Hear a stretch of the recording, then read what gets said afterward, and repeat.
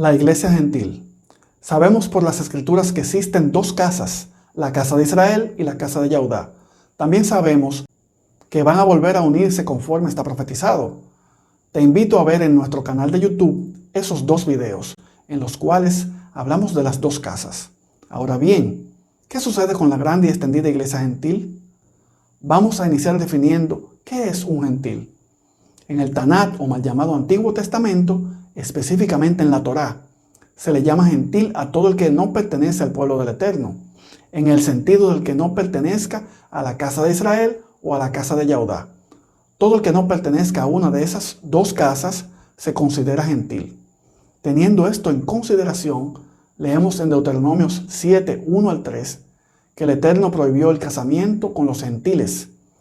Luego la tradición yahudín judía añadió otras prohibiciones, tales como la entrada a casas de gentiles. Vemos como primer uso de la palabra hebrea goyim, nación extranjera o gentiles. Hablando el ungido, el Mesías, el Cristo, a sus discípulos, las escrituras dicen en Mateo 10, 5 al 6, a estos dos envió Yahshua, Jesús, y les dio instrucciones diciendo, por camino de gentiles no vayáis, por camino de extranjeros, y en ciudad de samaritanos no entréis, en ciudad de impuros mezclados, sino id antes a las ovejas perdidas de la casa de Israel. En los versículos anteriores, el Mesías da instrucciones del orden en que se iba a llevar a cabo la predicación del Evangelio. Primero a las ovejas perdidas de la casa de Israel y luego a los impuros de Samaria y gentiles.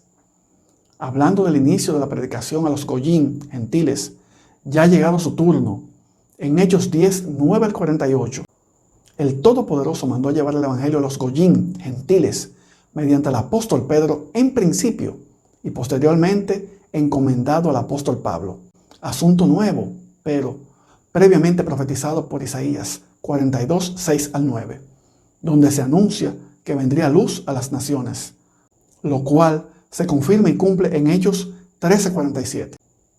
Volviendo a Isaías, ahora en el capítulo 66, versos 18 al 21, Yahweh dice que tomará de entre los gentiles sacerdotes y levitas.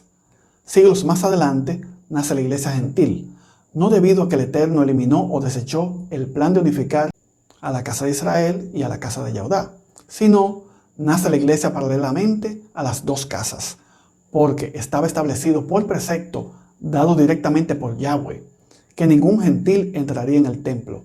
Esto conforme Ezequiel 44, 5 y 9, en donde el Eterno prohíbe la entrada al templo de gentiles. Luego en Nehemías 13, 1 al 3, se recuerda la prohibición de que tampoco debían entrar los mezclados con extranjeros, los amonitas y moabitas.